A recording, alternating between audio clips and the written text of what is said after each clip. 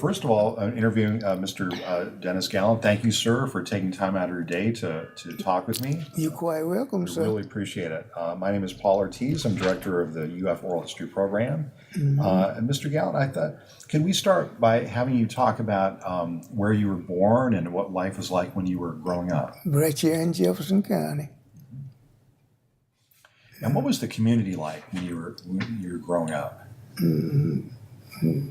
Just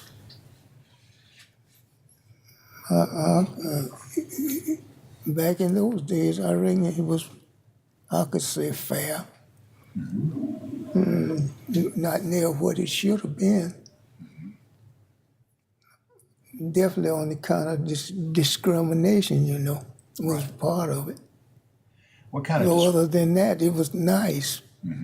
I had a good life. Thank you, sir. Thank you. Good life, yes. What was the occupation of your family growing up? What was part of? What kind of occupation were your? My dad was a school teacher, Okay. and my mama, she was a housekeeper. Okay. Yeah. And did you go to church as a young boy growing up? That's all in me. All right. For 75 years, Wow. I've been a church member. I love it. And which church? Brownsville, Philadelphia, AME. Okay. And that was a church that you went to as a boy growing up? Yes, sir. All right. That's the only one I know about, and it looked like I'll go away in there. All right. Leave it like that. I love it. And Mr. Gallant, what kind of values did the pastor, did your parents instill in you as a young boy? What kind of? What kind of values? What types of what did they try to teach you? Teach the young people? Oh, the behavior. That's number one. Treat your neighbor as yourself. Sunday school, go to church. Had to work for a living. Don't expect for nobody to give you all the time. Do what you're supposed to do and love people. I'm a guy, love people. They taught me that. And did the church have community celebrations, like say Emancipation Day or events like that? Right, we used to have what they call 20th of May dinners. But you know they used to call 20th of May the for black people organization. That's what they would call 20th of May. And the 4th of July, they call that the white organization. Okay. That's the way they had it. That's very interesting. Can I drink some Oh, more? yes, please, yeah. Take your See, time. my mouth dry. I can't do much talking.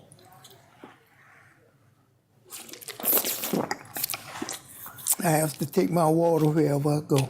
Yes, sir. At the church, the doctor office, and they say they understand it well. Right. In my yes, That's sir. just fine. Yes, sir.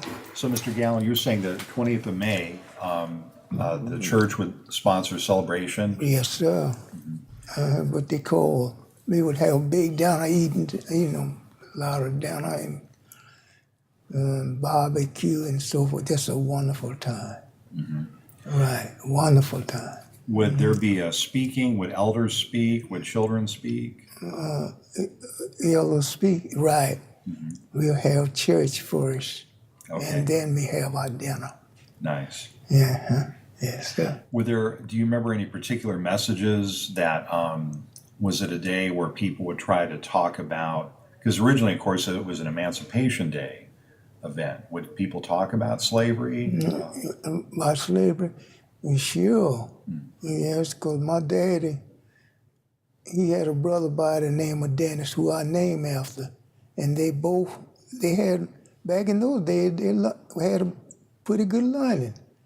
And they read the papers, and maybe a couple of months, Uncle B said, well, he said, they done lynched another little black boy for little or nothing.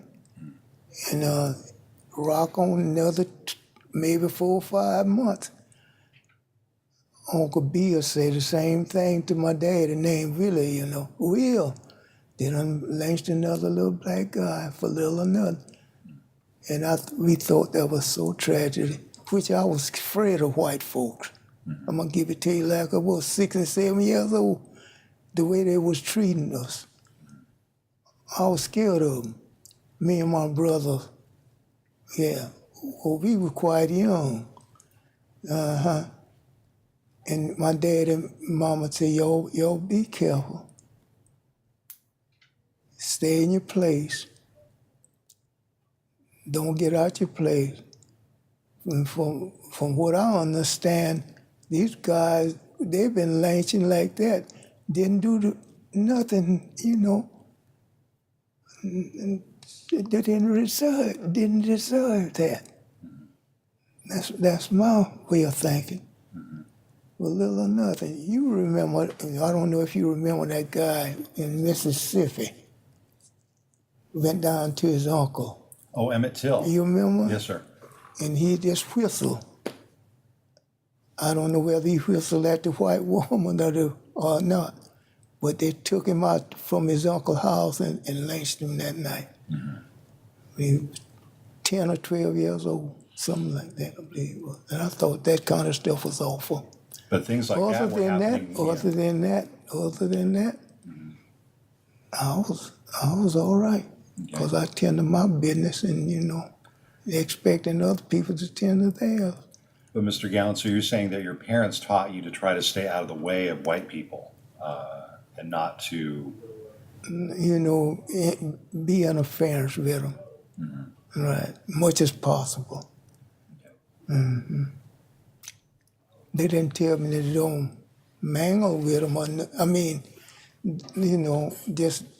Just don't give them no kind of problem, like violating the law, other words. That's what they'll tell me. Don't y'all violate the law. I say, okay, ma'am. Okay, sir. We'll do that. Yeah. Okay. Yes. And Mr. Gallant, could you talk about the school that you attended? Far as I can remember, I went to school to Brownsville, Philadelphia. I went to school there up until the 10th grade. And after the 10th grade, I stopped and went to work. And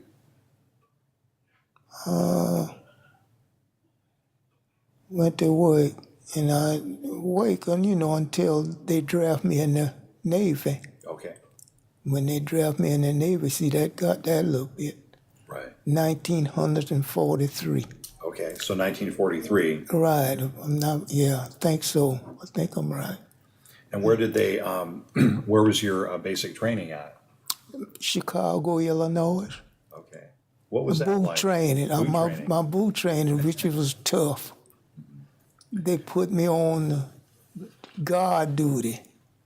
And I know much about guard duty. Is a fly do crawl inside the wall.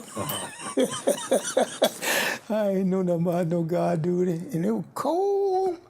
Golly, it was cold. But they give me what they call a peak coat to put on. And heavy clothes,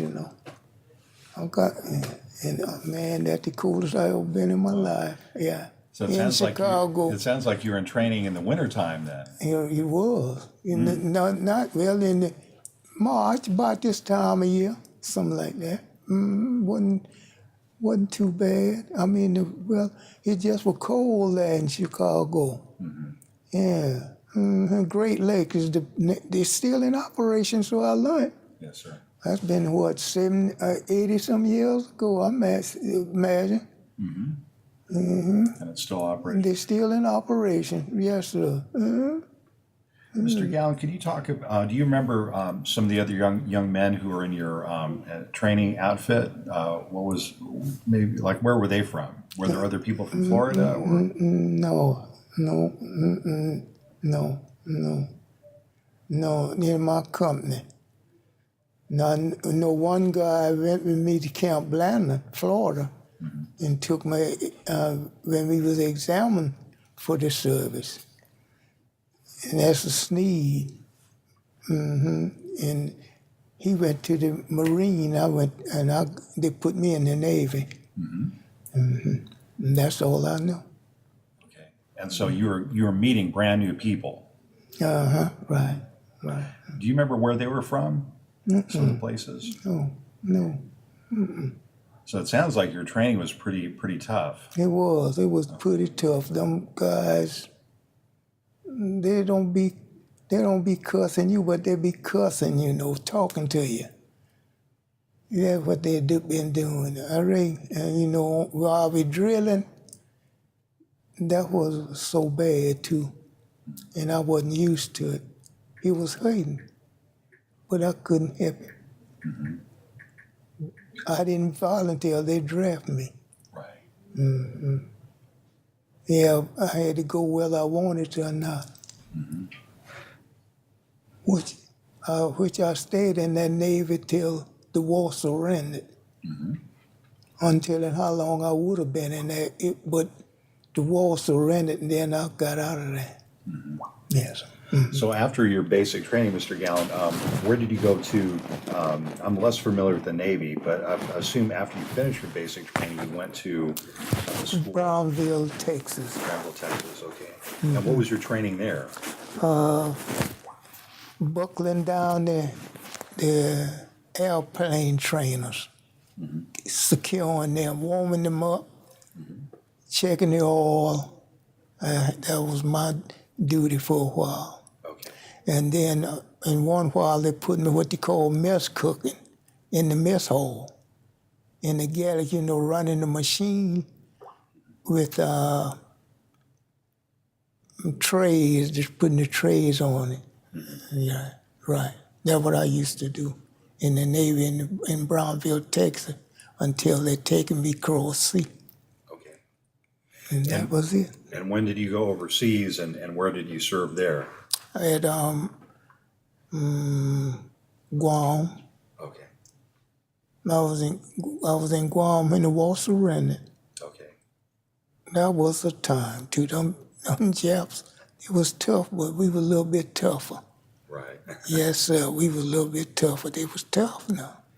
What was your, so Guam was the place you primarily were in the Pacific? Guam, well, yeah, right.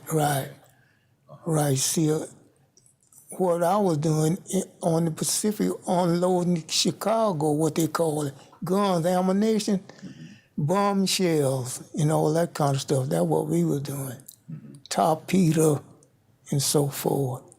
Pistols. I've heard that was very dangerous. It was. You had to be real careful, bringing them out the ship. Yeah. Out the ship, out the big ship, putting them on a little destroyer, whatever they call it, and taking them to the battlefield, whatever. It was rough. I mean, I've read that there were a lot of explosions. Well, it could have been. Yeah. Right. Wow. Yeah. So, but you were loading ammunition in Chicago, but then you ended up getting deployed to Guam. No, I didn't. No, I just had bamboo training in Great Lake, Illinois. Oh, Great Lakes, okay. Then after my boot training, see, you be there for so many weeks in boot training. After so many weeks, then they'll send you this place or wherever they want you to go. Then they sent me to Brownsville, Texas. And I stayed there for a couple of years. Okay. And then from there, across the water. Okay. Yeah. Yeah. Yeah. Yes, sir. That'd been a pretty good little while ago, though. You know, just a few of us living now. Just a few. A few of us living.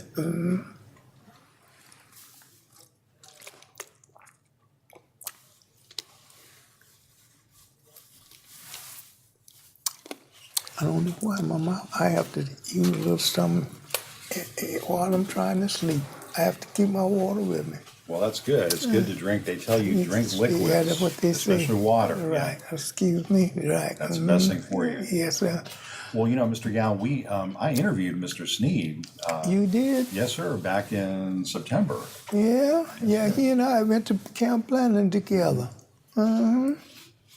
And like I said, he went in the Marine, and I went into the Navy. Uh-huh. Yes. So you've known him for many years. Many years. I sure did. Yeah, we was in Camp Landing together. Wow. I remember that well. And what did you do at Camp Landing? You know, that's where they examine you, whether you're capable to go in the service or not. They strip you naked, man. Them the most naked men I ever seen in my life. It's like from here, I can't go on to say in line, you know, men's. They had to strip you naked, buck naked. Yes, sir. That was in Camp Landing. Sneed didn't tell you that? I don't think he did. Yeah. I think he missed that part. He may have skipped over that. Yeah, they strip you naked, man. You know, and then whether you reject it or not, Right. to go or not, and then they hit me right off. Oh man, say you make a good sailor, soldier, whatever. You all right? I said okay. And I went from that. He give me a date and a time to catch the bus for Chicago, the Great Lakes or whatever you might call it. Go on the bus. Here I am. Yeah, they took good care of everything. Only thing was so bad about it, like I say, it was so cold up there. And I wasn't used to that kind of weather too, you know. And they been tough with me. Yeah. And after they give you your boot training, then they finish. They do but so much for you, you know. And you get your shoes, your clothes, and whatever in boot training. Yes. Your caps, you know, so forth. So, Right. yeah. When you were, and so after the boot training, I'm just trying to remember, so you were loading ordnance, ammunition. In Brownsville? No. Yes. No, that was in Guam where In Guam. where I was doing the unloading the ships and carrying on. Okay. But in Brownsville, I just done the kitchen work and the airplane work, buckling them parlors down. Okay. You know, my SNJs, All right. them were little training planes. I had so many, maybe another guy had so many to look at and so on. Right. And so you would strap the pilots down? Right. Okay. Make sure they secured for the air. And they were training. You're right. Okay. That's where a lot of them was getting their training in Brownsville, In Brownsville. Texas. Right. Okay. Right. Okay. Were those black men or white men? What doing the training? Yes, sir. White men. Okay. White men. All of them were. Our deal with was white. Okay. That's really interesting. And see, I didn't realize that they were doing that in Brownsville. Okay. Yes, sir. That's where they was trained. That's where they were getting their training in Brownsville, Texas. Okay. Yeah, because I buckle a lot of them down and check the oil farm and crank them up. What kind of? Do you remember what kind of planes those were? SNJs. S&Js. Okay. SNJs. Little too passionate. Okay. I've heard a little bit. Those that they had real noisy engines. And they had what you call a prop. You know what that is? Yes, sir. Okay. Okay. Yeah, prop, you know. They didn't have back in them days, they didn't have the electric stuff now like they got now. Right. You know, they had the four motors with the prop. B-29, I can remember that well. That's what the number of them. Yeah, those big, they had to improve them, you know. Right. They got away from that prop now. They're too slow. Right. Yes, too slow. Yeah. Interesting. So you did mechanics work some in Brownsville in terms of like maintenance on the planes. Yeah, right, that kind of stuff. Wiping the windshields and so forth, right. Checking the oil. Crank it, warming them up for them. Make sure they're secured right. They take the air. And then they asked me to take a hop with them plenty of time. I refused it. I didn't want to go in those things. Okay. Yeah, so, yeah. Were there any crashes you remember? Any time the planes malfunctioned? No, we was very fortunate. We didn't have no kind of bad luck, no sort. All of them come in safe. We used to bring them in. We had a little light, you know, when they do night flying. To park them. I used to park them park them when they come in, you know. Yes. We were very fortunate. Yes, sir. Didn't have no bad luck whatsoever. Good. Now, and so in Guam, you were loading or offloading ammunition. Right. That's what I was doing. We were taking them off a big ship, putting them on a smaller one. Okay. Were there ever any incidents where the ammunition would explode, when you were loading? No. We were very particular. Okay. What did you have to do to handle that kind of ammunition? What kind of procedures did you have to take? To handle it, you see, it's on the ship. I mean, the ship got it themselves, like electricians they do. Okay. There are winches, as they call them, winches. So you had winches. Right. Okay. And just like now they use, you've seen them now, on these constructions, how they use these winches. Right. To put shingles on the house and all that. Well, they have the same stuff on the ship. Okay. The same kind of material. I see.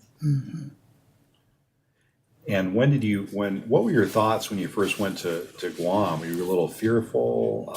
No, I won't fix for it all. Okay. I got good and used to everything. Got used to it. Didn't anything bother me. Because I knew I was all right with the man above. All right. Yes, I wasn't even worried. I knew he was going to take care of me. Yes, sir. Yes, sir. Did the base you were in ever come under attack? No basic? Or in Guam, did the Japanese ever target you? No, by that no, time? no. They didn't come in there because they was afraid. When we were crossing, they had this little destroyer on each side of us, looking out for them torpedoes. See, them Japs were doing them torpedoes. And we had one on this side and one on that side, right along with us. Okay. They take care of us. Yeah. I thought that was so nice. I only got seasick for a couple of days. Got all right. Those are some pretty tough water. Oh, yes, right. The scent of that water what made you make you sick. You see, smell it, And no, you better keep a full stomach when you first get on there. you know, I couldn't go to my room for the vomit on the floor where people were throwing up. It was terrible, but we had nothing to do with it. We had nothing to do with it. It was nasty, but we couldn't help it. Right. About, I think, what, 10, 12,000 sails on that ship or something like that. Yeah. Some of them got seasick and some did. Some did. And that's the first time I put a cigarette in my mouth.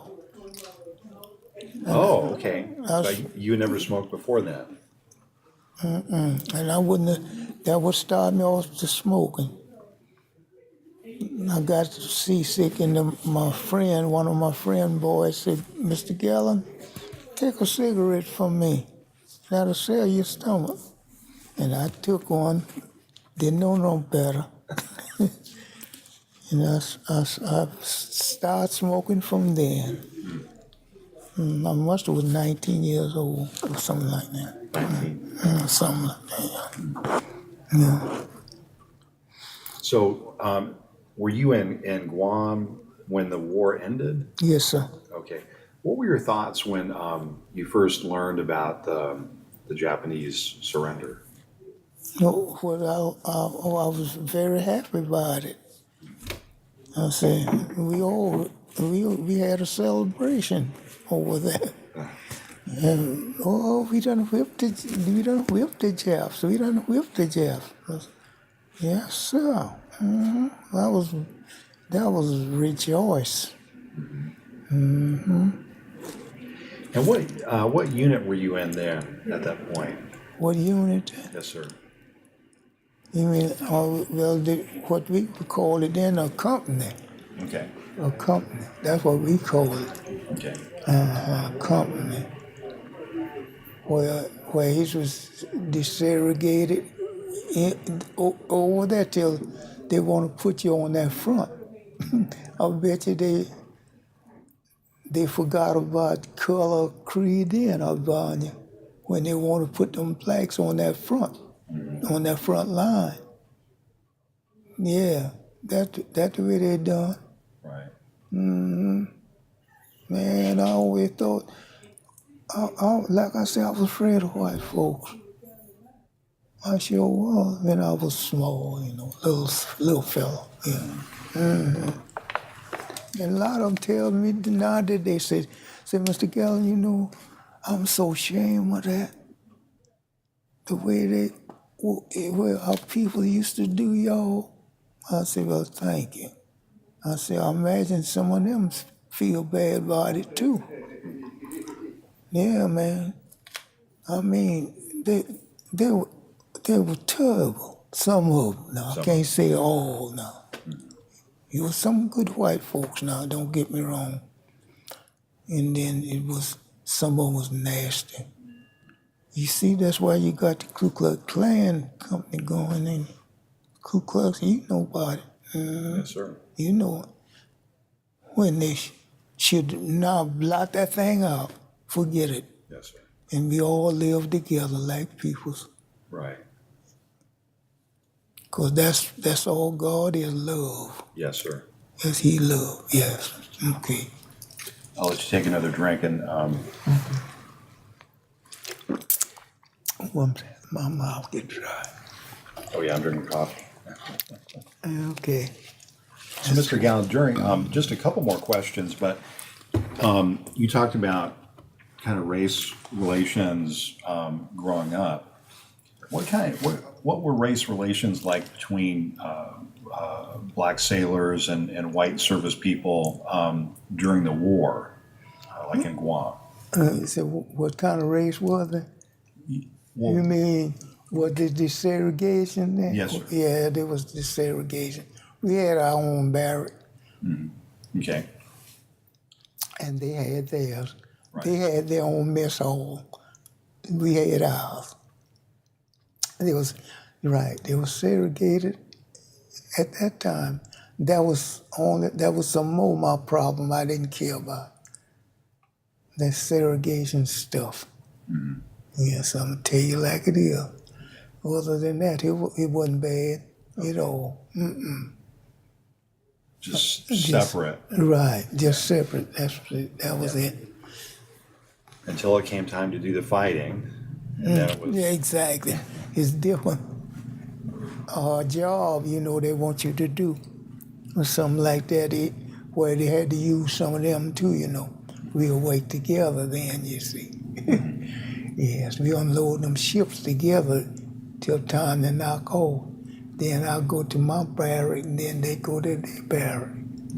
Yes, that's where it was. were you able to correspond with your family when you were in Guam? Like write letters? They cut a lot of it out. Okay. My mom and them, I said, I'm over here, and that was it. Right. They cut that part out. Okay, they censor. Yeah. Right, that was just censored. Doing the, Okay. yes, you're right. They didn't want no phone call or no, they had to be careful with that mail. Right. Yeah, they won't accept it. They had to look through it before you mail it. Yes. I don't know their idea, but that was their idea. So, Mr. Gallant, after how long were you in Guam after the Japanese surrender? After surrender, how long was something like about, I forgot now, really. Something like about 6 months, something like that after. Okay, so you're there a little Doing while. a while long ride, something like that. Okay.